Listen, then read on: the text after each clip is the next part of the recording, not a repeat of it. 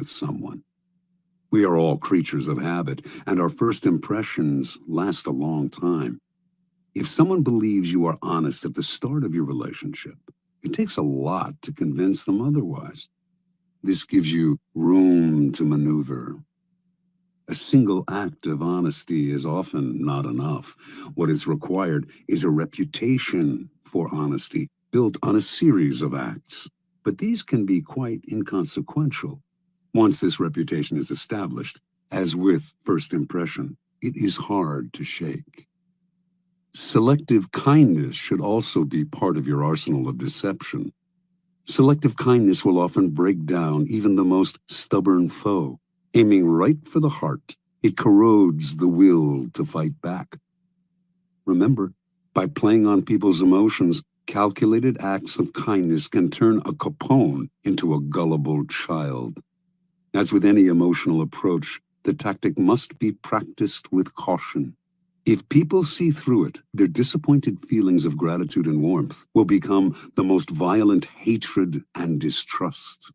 Unless you can make the gesture seem sincere and heartfelt, do not play with fire.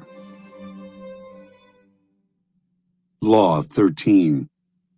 When asking for help, appeal to people's self-interest, never to their mercy or gratitude. Judgment. If you need to turn to an ally for help, do not bother to remind him of your past assistance and good deeds. He will find a way to ignore you. Instead, uncover something in your request or in your alliance with him that will benefit him and emphasize it out of all proportion. He will respond enthusiastically when he sees something to be gained for himself. Observance of the law. In 433 BC, just before the Peloponnesian War, the island of Corcyra, later called Corfu, and the Greek city-state of Corinth stood on the brink of conflict. Both sides sent ambassadors to Athens to try to win over the Athenians to their side. The stakes were high, since whoever had Athens on his side was sure to win, and whoever won the war would certainly give the defeated side no mercy. Corcyra spoke first. Its ambassador began by admitting that the island had never helped Athens before, and in fact had allied itself with Athens' enemies. There were no ties of friendship or gratitude between Corcyra and Athens. Yes, the ambassador admitted, he had come to Athens now out of fear and concern for Corcyra's safety. The only thing he could offer was an alliance of mutual interests. Corcyra had a navy only surpassed in size and strength by Athens' own. An alliance between the two states would create a formidable force, one that could intimidate the rival state of Sparta. That, unfortunately, was all Corcyra had to offer. The representative from Corinth then gave a brilliant, passionate speech in sharp contrast to the dry, colorless approach of the Corcyran.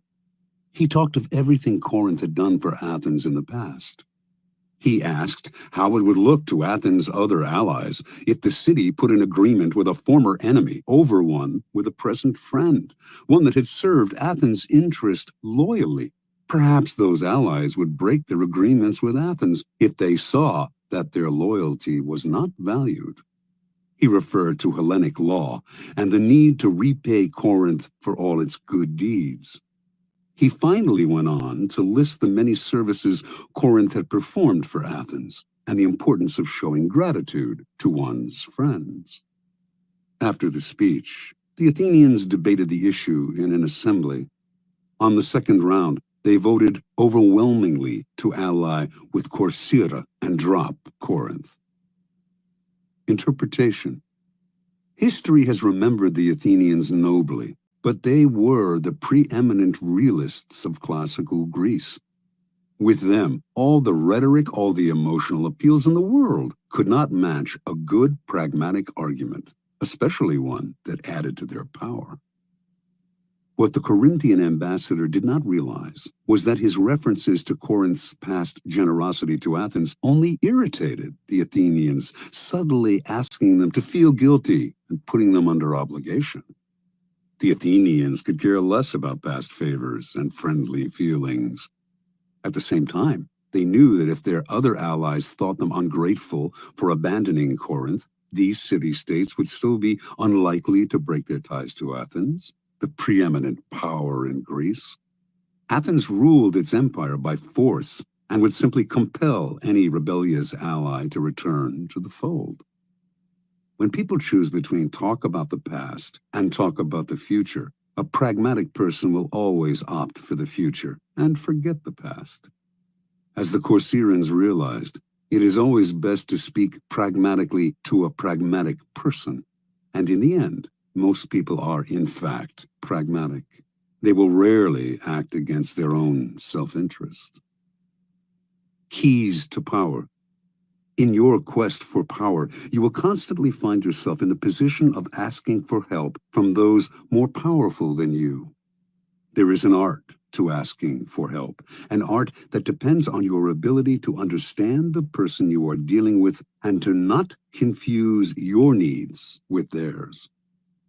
Most people never succeed at this because they are completely trapped in their own wants and desires.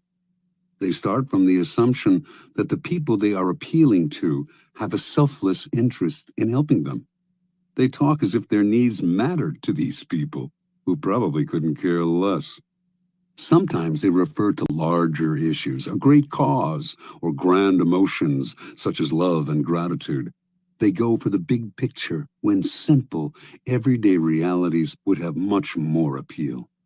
What they do not realize is that even the most powerful person is locked inside needs of his own, and that if you make no appeal to his self-interest, he merely sees you as desperate, or at best, a waste of time. A key step in the process is to understand the other person's psychology. Is he vain? Is he concerned about his reputation or his social standing? Does he have enemies you could help him vanquish? Is he simply motivated by money and power?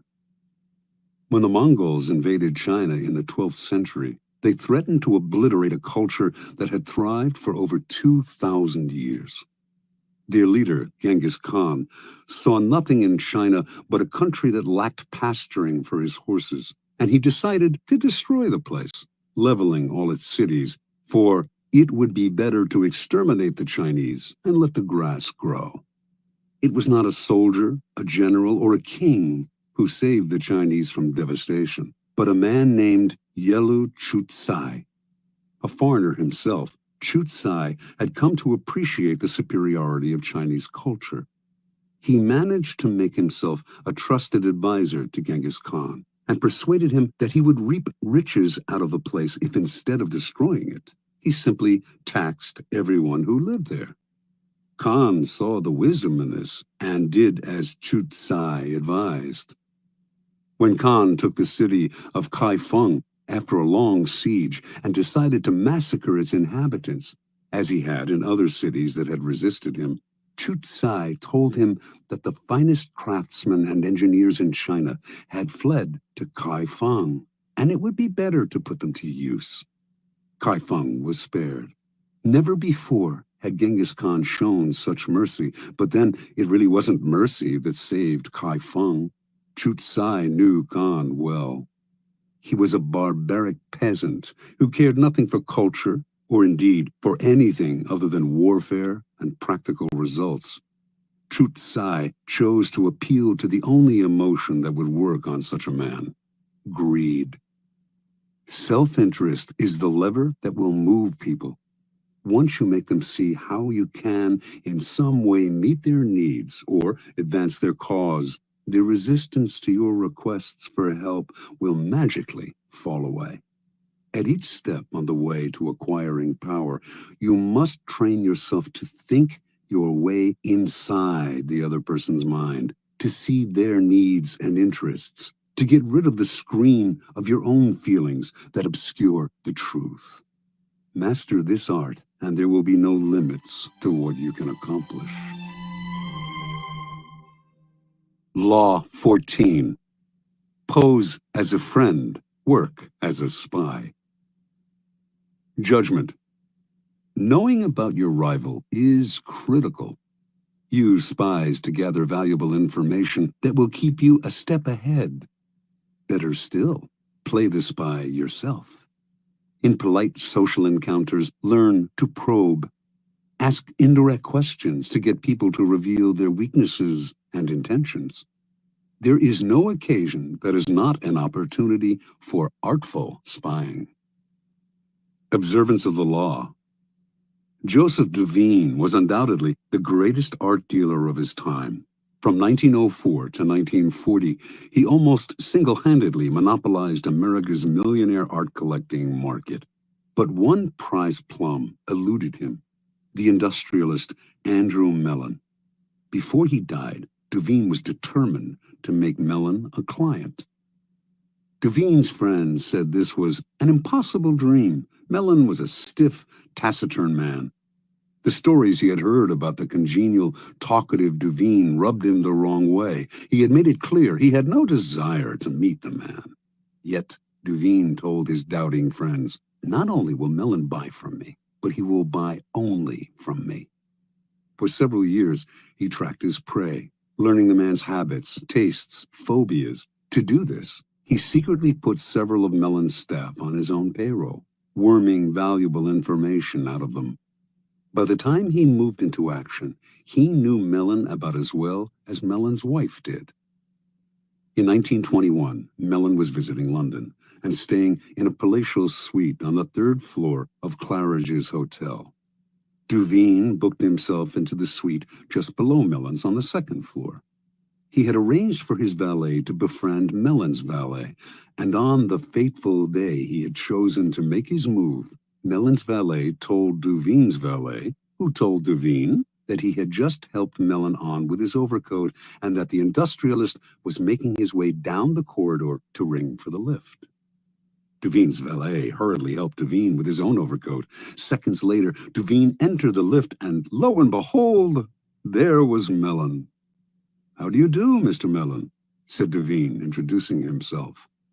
"I am on my way to the National Gallery to look at some pictures." How uncanny! That was precisely where Mellon was headed. And so Duveen was able to accompany his prey to the one location that would ensure his success. He knew Mellon's taste, inside and out, and while the two men wandered through the museum, he dazzled the magnate with his knowledge. Once again, quite uncannily, they seemed to have remarkably similar tastes. Mellon was pleasantly surprised. This wasn't the Duveen he had expected. The man was charming and agreeable, and clearly had exquisite taste.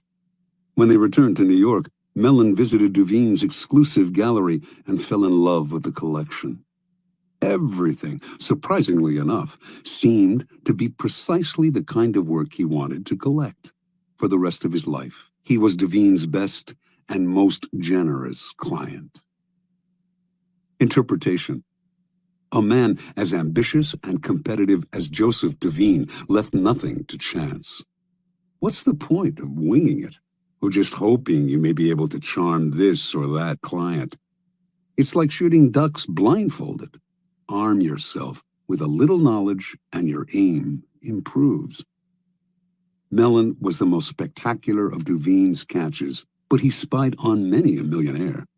By secretly putting members of his clients' household staffs on his own payroll, he would gain constant access to valuable information about their master's comings and goings, changes in taste, and other such tidbits of information that would put him a step ahead. A rival of Duveen's, who wanted to make Henry Frick a client, noticed that whenever he visited this wealthy New Yorker, Duveen was there before him, as if he had a sixth sense. To other dealers, Duveen seemed to be everywhere and to know everything before they did. His powers discouraged and disheartened them until many simply gave up going after the wealthy clients who could make a dealer rich. Such is the power of artful spying. It makes you seem all-powerful, clairvoyant. Your knowledge of your mark can also make you seem charming, So well can you anticipate their desires. No one sees the source of your power, and what they cannot see, they cannot fight. Keys to power. In the realm of power, your goal is a degree of control over future events. Part of the problem you face, then, is that people won't tell you all their thoughts, emotions, and plans. Carefully controlling what they say, they keep the most critical parts of their character hidden. Their weaknesses, ulterior motives, obsessions. The result is that you cannot predict their moves and are constantly in the dark. The trick is to find a way to probe them, to find out their secrets and hidden intentions without letting them know what you are up to. This is not as difficult as you might think. A friendly front will let you secretly gather information on friends and enemies alike. Let others consult the horoscope or read tarot cards. You have more concrete means of seeing into the future. The most common way of spying is to use other people, as Devine did. The method is simple, powerful, but risky. You will certainly gather information, but you have little control over the people who are doing the work. Perhaps they will ineptly reveal your spying, or even secretly turn against you. It is far better to be the spy yourself, to pose as a friend while secretly gathering information. During social gatherings and innocuous encounters, pay attention. This is when people's guards are down. By suppressing your own personality, you can make them reveal things. The brilliance of the maneuver is that they will mistake your interest in them for friendship, so that you not only learn, you make allies. Nevertheless, you should practice this tactic with caution and care. If people begin to suspect you are worming secrets out of them under the cover of conversation, they will strictly avoid you. Emphasize friendly chatter, not valuable information.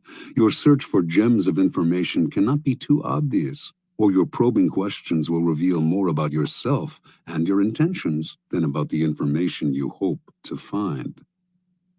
A trick to try in spying comes from La Rochefoucauld, who wrote, "Sincerity is found in very few men, and is often the cleverest of ruses. One is sincere in order to draw out the confidence and secrets of the other." By pretending to bare your heart to another person, in other words, you make them more likely to reveal their own secrets. Give them a false confession, and they will give you a real one. Another trick was identified by the philosopher Arthur Schopenhauer, who suggested vehemently contradicting people you're in conversation with as a way of irritating them, stirring them up so that they lose some of the control over their words. In their emotional reaction, they will reveal all kinds of truths about themselves, truths you can later use against them. Another method of indirect spying is to test people, to lay little traps that make them reveal things about themselves. Khosroes II, a notoriously clever 7th century king of the Persians, had many ways of seeing through his subjects without raising suspicion. If he noticed, for instance, that two of his courtiers had become particularly friendly, he would call one of them aside and say he had information that the other was a traitor and would soon be killed. The king would tell the courtier he trusted him more than anyone and that he must keep this information secret. Then he would watch the two men carefully. If he saw that the second courtier had not changed in his behavior toward the king, he would conclude that the first courtier had kept the secret, and he would quickly promote the man, later taking him aside to confess, "I meant to kill your friend because of certain information that had reached me, but when I investigated the matter, I found it was untrue." If, on the other hand, the second courtier started to avoid the king, acting aloof and tense, Khosroes would know that the secret had been revealed. He would ban the second courtier from his court, letting him know that the whole business had only been a test, but that even though the man had done nothing wrong, he could no longer trust him. The first courtier, however, had revealed the secret, and him Khosroes would ban from his entire kingdom. It may seem an odd form of spying that reveals not empirical information, but a person's character. Often, however, it is the best way of solving problems before they arise. By tempting people into certain acts, you learn about their loyalty, their honesty, and so on. And this kind of knowledge is often the most valuable of all. Armed with it, you can predict their actions in the future.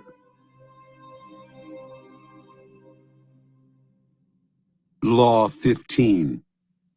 Crush your enemy totally. Judgment. All great leaders since Moses have known that a feared enemy must be crushed completely. Sometimes they have learned this the hard way.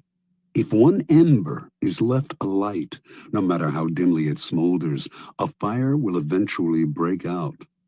More is lost through stopping halfway than through total annihilation. The enemy will recover and will seek revenge. Crush him, not only in body, but in spirit. Transgression of the law. No rivalry between leaders is more celebrated in Chinese history than the struggle between Xiang Yu and Liu Bang. These two generals began their careers as friends, fighting on the same side. Xiang Yu came from the nobility, large and powerful, given to bouts of violence and temper, a bit dull-witted. He was yet a mighty warrior who always fought at the head of his troops. Liu Bang came from peasant stock. He had never been much of a soldier and preferred women and wine to fighting. In fact, he was something of a scoundrel, but he was wily, and he had the ability to recognize the best strategists, keeping them as his advisors, and listen to their advice.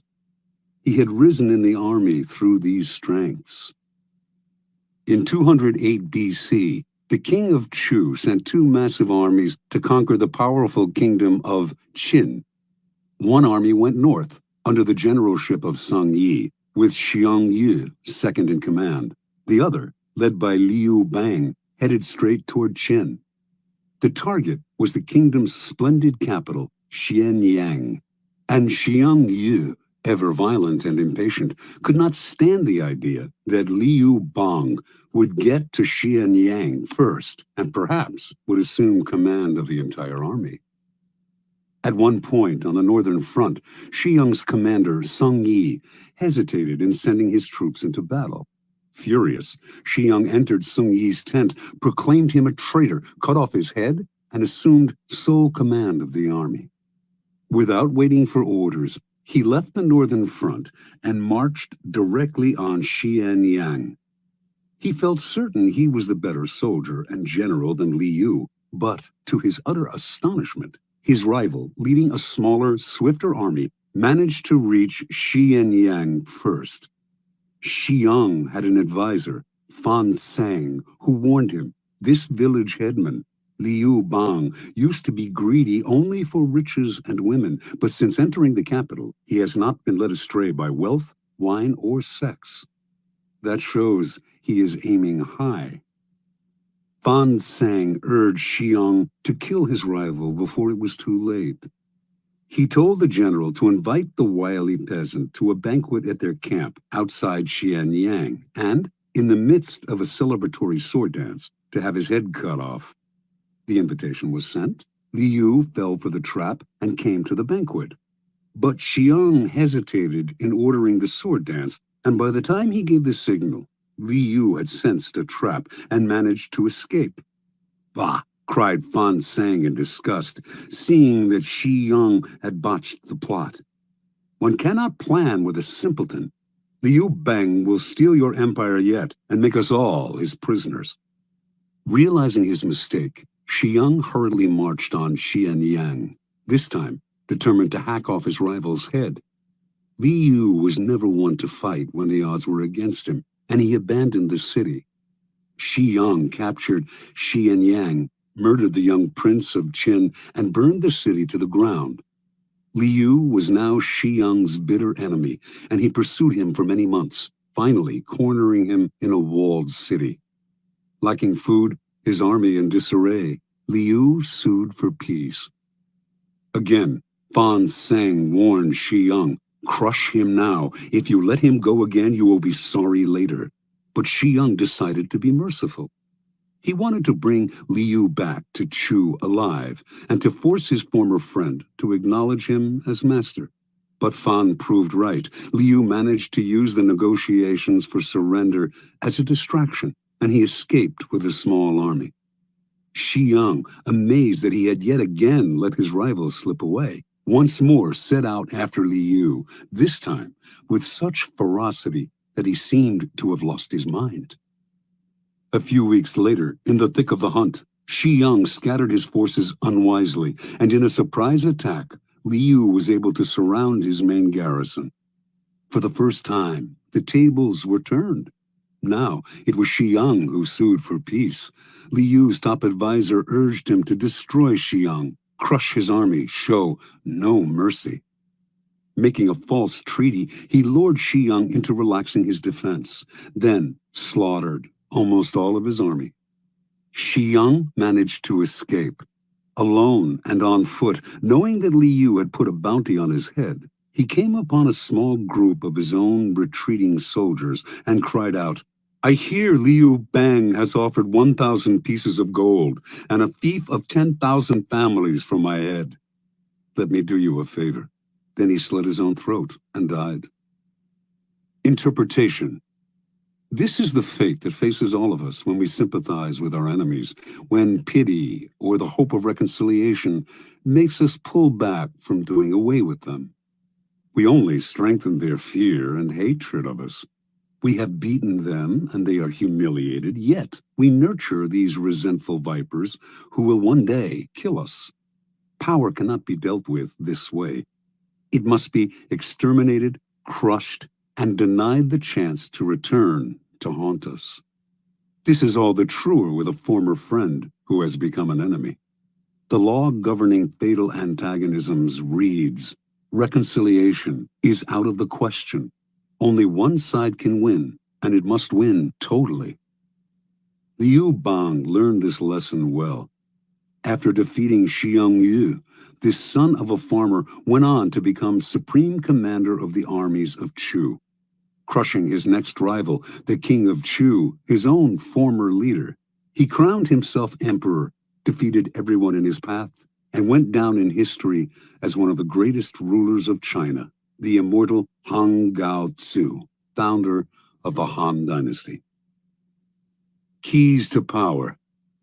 It is no accident that the story illustrating this law comes from China. Chinese history abounds with examples of enemies who were left alive and returned to haunt the lenient.